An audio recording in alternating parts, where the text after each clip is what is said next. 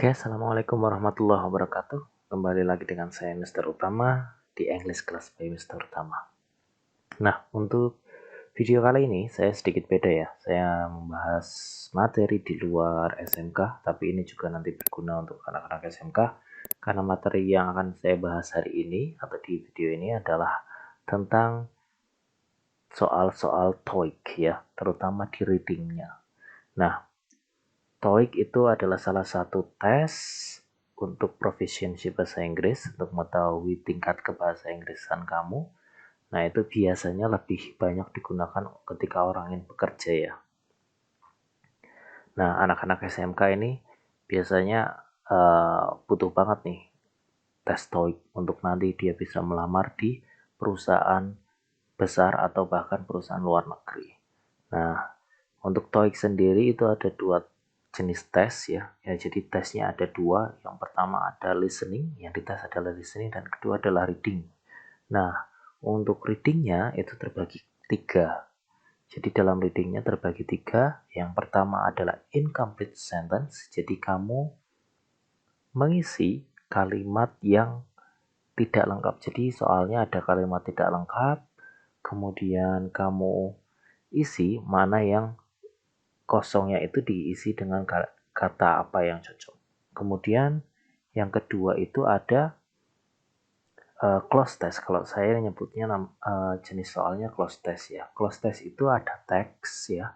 Jadi ada teks, kemudian salah satu bagian teksnya itu hilang. Nah, kamu suruh mengisi bagian tersebut dengan kata yang sesuai. Nah, yang ketiga itu adalah reading comprehension. Seperti biasa, soal membaca, kamu membaca, ada teks, kamu baca, kemudian kamu jawab soalnya. Nah, untuk reading comprehension nanti ada dua ya. Ada dengan satu teks dan dengan dua teks ya. Hati-hati. Untuk yang dua teks itu kebanyakan membandingkan atau mencari persamaannya. Seperti itu ya. Nah, untuk di video kali ini saya akan bahas yang incomplete sentence dulu. Nah, untuk incomplete sentence yang pertama ya.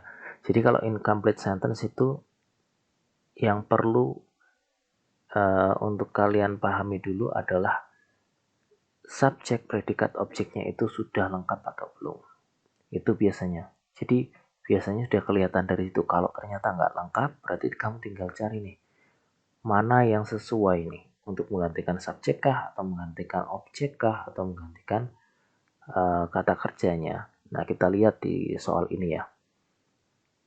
Nah, di soal ini kita lihat he was bla bla bla pleased by the result of the team effort.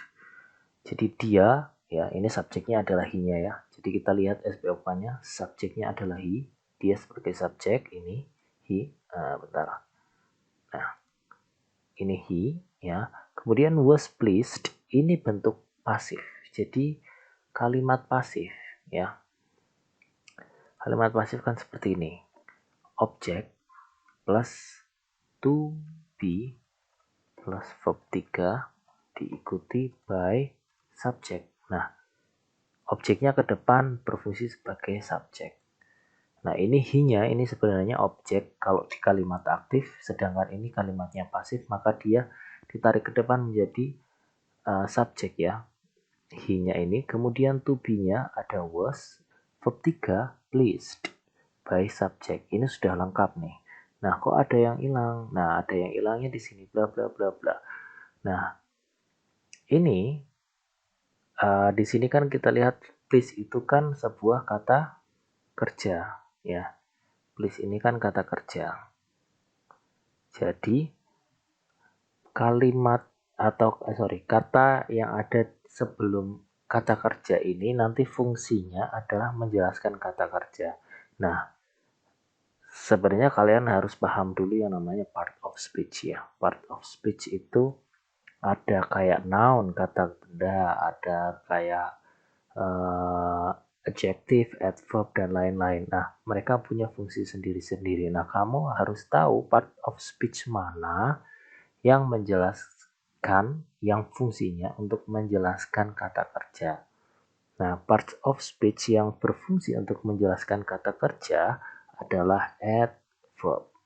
Adverb itu berfungsi untuk menjelaskan atau describe verb, kata kerja. Nah, kita lihat di pilihan jawaban mana kira-kira yang fungsinya atau dia adalah sebuah adverb. Saya tarik ke sini dulu biar enak. Nah, kita lihat. Kita lihat ya. Spesialis. Spesialis. Spesialis ya. Kalau biasanya kata yang belakangnya ist itu adalah sebuah kata benda atau noun. Saya tulis n saja. Nah, kemudian especially kamu kalau pengen tahu adverb dan lain-lain itu kamu harus paham prefix sama suffix ya. Awalan sama imbuhan. Jadi kalau kayak gini, imbuhan yang belakang itu ketika kata yang belakangnya itu ist itu kebanyakan adalah sebuah noun. Kemudian kata yang belakangnya ly seperti ini, dia adalah adverb.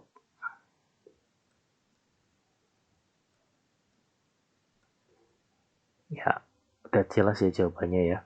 Karena ini adalah adverb berarti jawabannya B. Oke, kita tapi tetap bahas yang C. Specialty. Nah, kalau di belakangnya ty atau ity itu adalah sebuah noun, kata benda. Kemudian spesial ini bentuk dari bentuk dasarnya ya, dia adalah sebuah adjektif atau kata sifat. Jadi salah juga ya.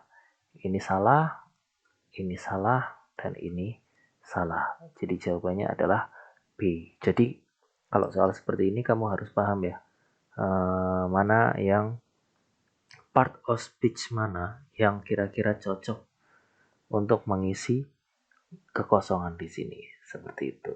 Oke? Oke, kita lanjut ke soal berikutnya.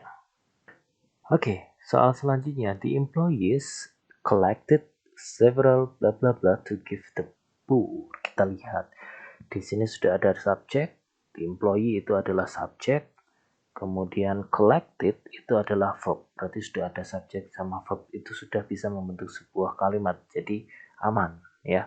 Di sini ada several. Several menunjukkan kuantitinya atau jumlahnya banyak ya. Kalau ada several, many, kemudian much dan lain-lain, tapi itu bermakna banyak ya. Several di sini bermakna banyak. Nah, bla bla bla to give the poor. Nah, di sini ada pilihan jawaban clothes. Some clothes, bags of clothes sama bag of clothes. Nah, kita lihat di sini ada several yang bermakna kuantitasnya atau jumlahnya sudah banyak. Berarti kata some sudah tidak diperlukan karena di sini sudah ada kata sifat yang menunjukkan jumlahnya banyak. Some itu juga sama ya. Some itu juga sama.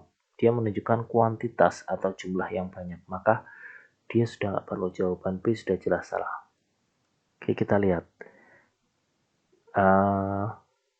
Kata clothes ya. Di sini kan intinya adalah kata clothes ya.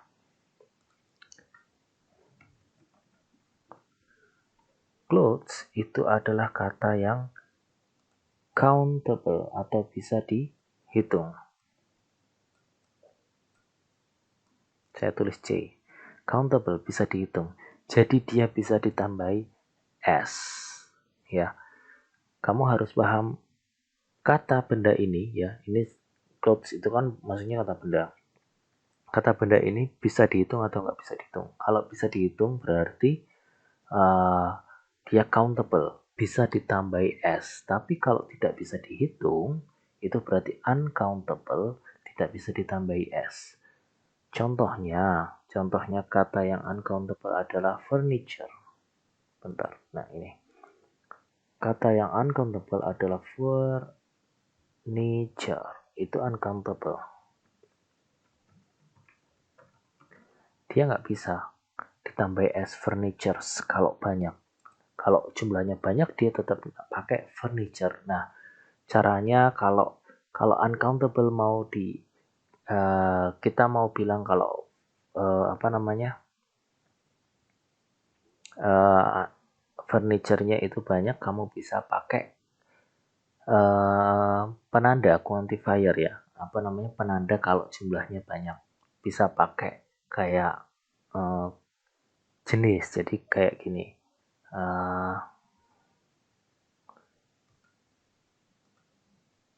Mana ya ini? Nah, I bought some kinds of furniture. Nah, kata kinds-nya ini sebagai penanda kalau furniture-nya banyak. Saya membeli beberapa jenis furniture. Nah, kinds-nya di sini sebagai countable-nya. Jadi bisa ditambah bisa menggunakan some yang menunjukkan jumlahnya banyak dan bisa ditambah s ya karena dia ini penanda kalau countable. Jadi furniture itu bisa jadi countable, bisa jadi dihitung ketika ada kata yang bisa menunjukkan bahwa itu countable seperti kinds, termasuk ini bags. Nah, tapi masalahnya yang C sama D itu salahnya adalah clothes itu countable. Jadi nggak perlu ada kata bags. Di sini clothes itu sudah countable. Kecuali kalau clothes, baju itu uncountable, tidak bisa dihitung. Maka kamu harus butuh kata bags sebagai penanda kalau dia countable.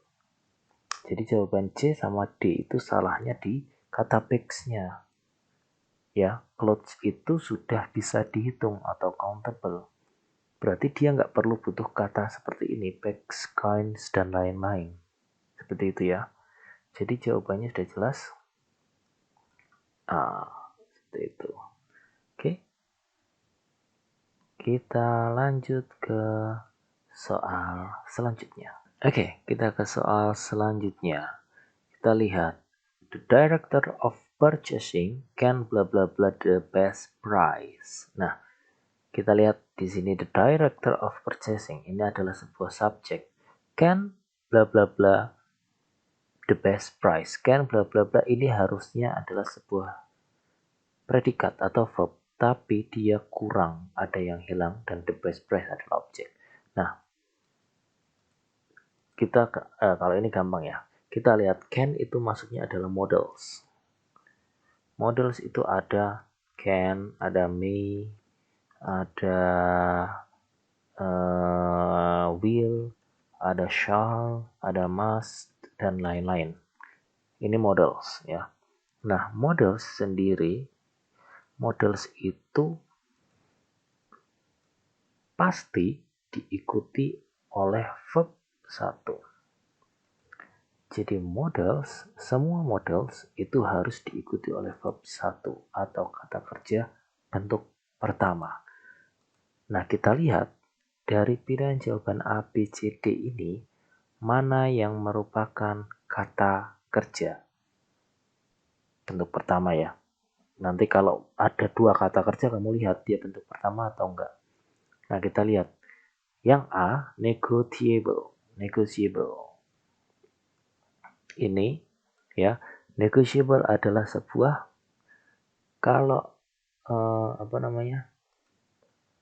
kalau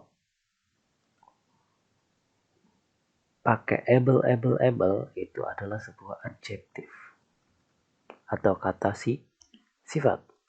Jadi bukan kata kerja ya. Saya kecilkan dulu hurufnya. Nah,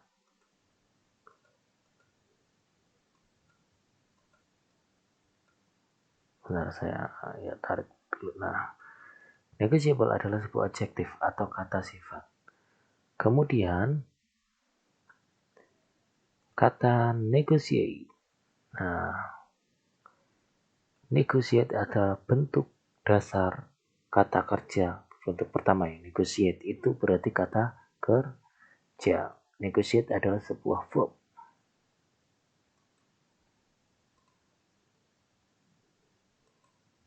Ya. Negotiate adalah sebuah verb atau kata kerja. Berarti udah kelihatan ya jawabannya ya. Untuk nomor ini. Jawabannya untuk soal ketiga adalah B, negotiate, karena dia bentuknya verb. Karena di sini ya, models itu selalu membutuhkan verb dan bentuk pertama. Nah, jawabannya adalah negotiate. Tapi kita lihat jawaban C sama D salahnya kenapa.